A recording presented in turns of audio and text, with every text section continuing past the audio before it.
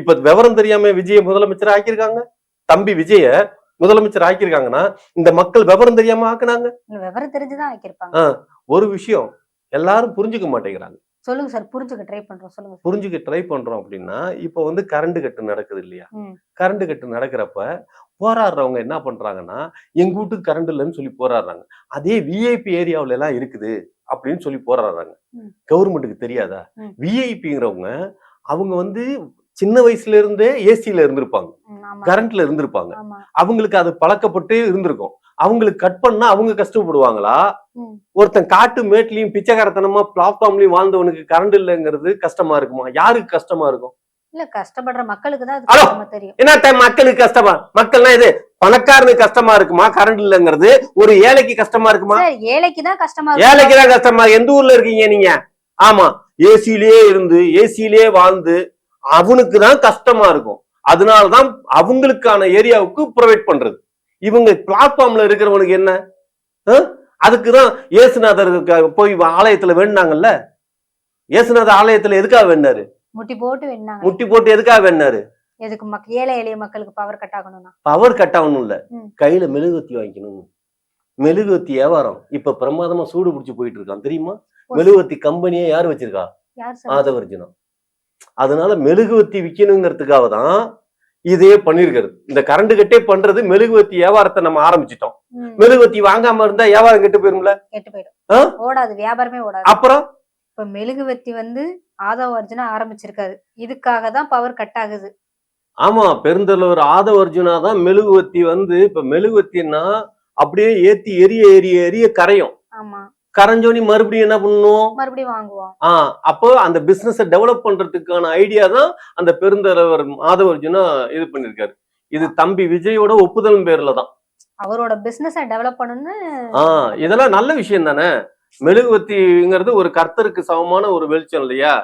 ஆமா, பரலோகத்திற்கும் எங்கள் பரமபிதாவின் கர்த்தரே, அந்த மெழுகுவத்தி வியாபாரத்தை சீரும் சிறப்புமாக நடத்துமாறு உன்னிடம் மன்றாடுகிறோம் ஐயா, மன்றாடுகிறோம் ஐயா.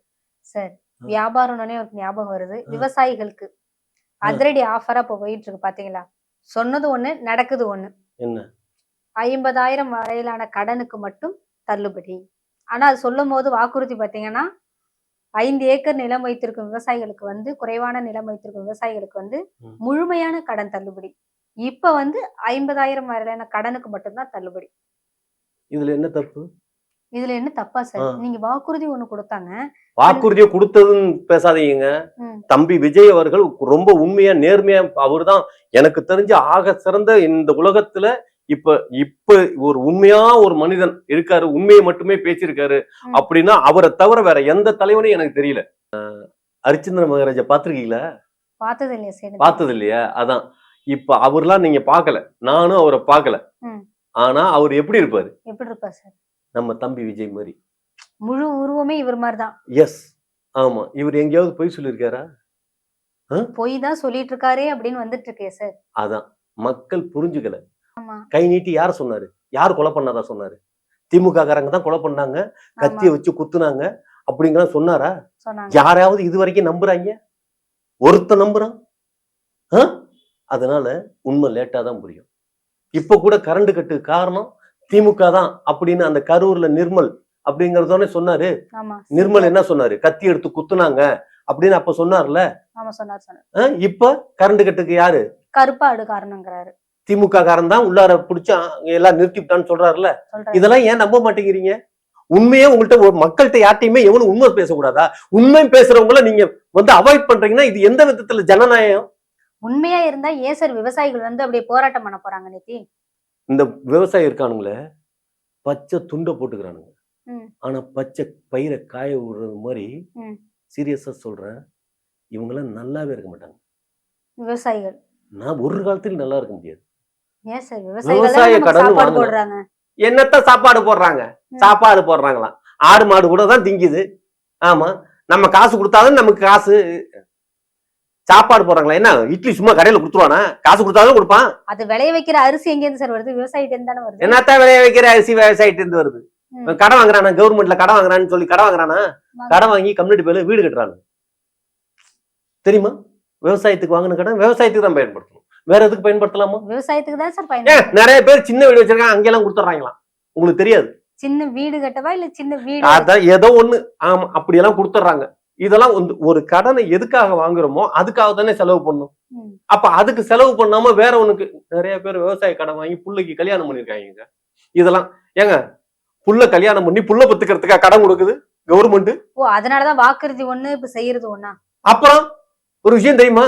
சொல்லுங்க சார். பயிரை விளை வைக்கிறான்னா பரம்பரையை விளை வைக்கிறாங்க. பரம்பரை விளைஞ்சு என்ன பிரயோஜனம்? என்ன சார் பிரயோஜனமா? என்ன சார் பிரயோஜனம்? கல்யாணம் பண்ணி வச்சு அவங்களுக்குள்ள வந்து பிள்ளைக்கு மேல புள்ள பத்து இங்க இருக்கிறவங்க சோறு இல்லாம இருக்குது. விவசாயத்தை தான் பண்ணும். வாங்குற கடனை விவசாயத்துக்கு செலவு பண்ணாம இப்படி பண்ணா அப்புறம் சின்ன இது தம்பி விஜய் என்ன பண்ணுவாரு? அது தப்பு இல்ல. இப்ப அவர் பண்றது தப்பு இல்லையா? அவர் பண்றது 100% சரி. அவர் வாக்கு கொடுத்தாருல, கொடுத்த வார்த்தை காப்பாத்துற அளவுக்கு நீங்க உண்மையா இருந்தீங்களா? இல்ல இல்ல இல்ல. அப்படிங்கிறப்ப என்ன பண்ணலாம்? இப்ப விவசாயிகளுக்கு வந்து அந்த கடனும் கிடையாது. இப்ப பாத்தீங்கன்னா விவசாயிகளுக்கு தண்ணியும் தராம போயிடுவாங்க போல. இந்த மேகதாது அணை கர்நாடகால நடந்துட்டு இருக்கு. ஒரு விஷயம், இது ரொம்ப நுட்பமா கவனிக்க வேண்டிய விஷயம். சொல்லுங்க சார். பல்லாயிரம் ஆண்டா, ஆமா, மேகதாதுக்கு மேகதாது ஓகே, பல்லாயிரம் வருஷமா எது இந்த கர்நாடகாரன் அங்க அணை கட்ட போறோம்னு சொல்லிக்கிட்டே இருக்கான். இந்த திமுக கவர்மெண்ட், இந்த அதிமுக கவர்மெண்ட், அதுக்கு முன்னால அந்த கவர்மெண்ட்லாம் அதை தடுத்துக்கிட்டே இருக்காங்க. அதுக்கு சப்போர்ட் பண்றதே இல்லை. ஒரு விஷயம் மக்கள் தெளிவா அந்த இடத்துல புரிஞ்சுக்கணும். ஒரு அணை கட்டுனாதான் அந்த அணையிலேருந்து தண்ணிய நிறுத்தி நிதானமா விட்டாதான் அது விவசாயத்துக்கு பயன்படும். நீங்க பாட்டுக்கு மழை பெய்யறப்ப தண்ணி இன்னும் ஃபுல்லா அடிச்சுக்கிட்டு போய் கடல்ல சேர்ந்துச்சுன்னா அவ்வளோ நீர் வேஸ்டா போகுது இல்ல. அந்த வேஸ்டா போறத வேஸ்ட் ஆகக்கூடாது அப்படின்னு இன்றைய முதல்வர் தம்பி விஜய் முடிவு இருக்கிறது சரியா இல்லையா? அதனால நீங்க கட்டுங்க, நம்ம பாத்துக்கலாம் அப்படிங்கிறதுல என்ன தப்பு? சார், அவங்க கட்டினா நம்ம நாட்டுக்கு, தமிழ்நாட்டுக்கு தண்ணி தர மாட்டாங்க. ஹலோ, இது என்ன பைத்தியமா இருக்கு? கொஞ்சம் கூட புரிய வேணாம். அணை கட்டினாங்கன்னா வர்ற தண்ணியை நிப்பாட்டி அளவா நமக்கு தேவையானது கொடுப்பாங்க. இது சொட்டு நீர் பாசனம் மாதிரியா சார்?